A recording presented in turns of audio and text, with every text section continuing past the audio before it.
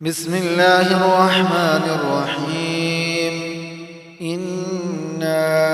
أرسلنا نوحا إلى قومه أن أنذر قومك من قبل أن يأتيهم عذاب أليم. قال يا قوم إني لكم نذير مبين أن اعبدوا الله واتقوه وأطيعون يغفر لكم من ذنوبكم ويؤخركم إلى أجل مسمى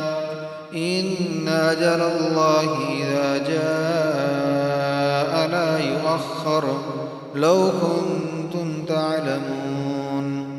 قال رب إني دعوت قومي ليلا ونهارا فلم يزدهم دعائي إلا فرارا وإني كلما دعوتهم لتغفر لهم جعلوا أصابعهم في آذانهم واستغشوا ثيابهم وأسروا واستكبروا استكبارا ثم إني دعوتهم جهارا ثم إني أعلنت لهم وأسررت لهم إسرارا فقلت استغفروا ربكم إنه كان غفارا يرسل السماء عليكم مدرارا ويمددكم بأموال وبنين ويجعل لكم جنات ويجعل لكم أنهارا ما لكم لا ترجون لله وقارا وقد خلقكم أطوارا ألم تروا كيف خلق الله 7 سماوات طباقا وجعل القمر فيهن نورا وجعل الشمس سراجا والله أنبتكم من الأرض نباتا ثم يعيدكم فيها ويخرجكم إخراجا والله جعل لكم الأرض بساطا لتسلكوا منها سبلا فجاجا. قال نوح رب إنهم عصوني واتبعوا من لم يزده ماله وولده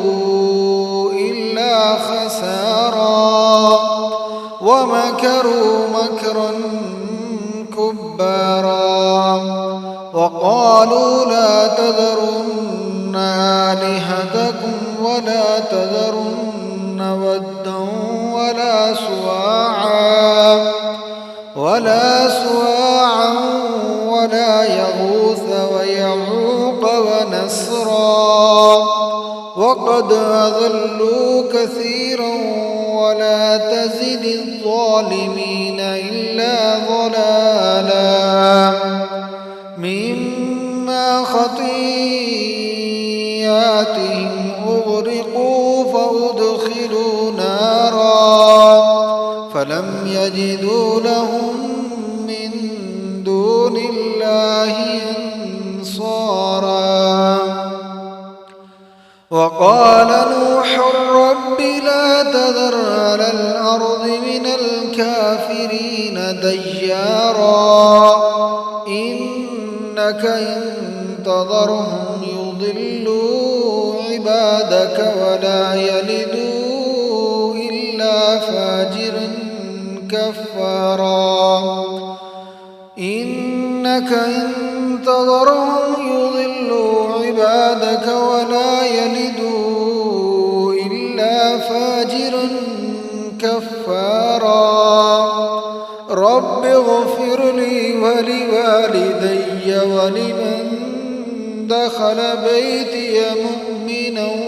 وللمؤمنين والمؤمنات رب اغفر لي ولوالدي ولمن دخل بيتي مؤمنا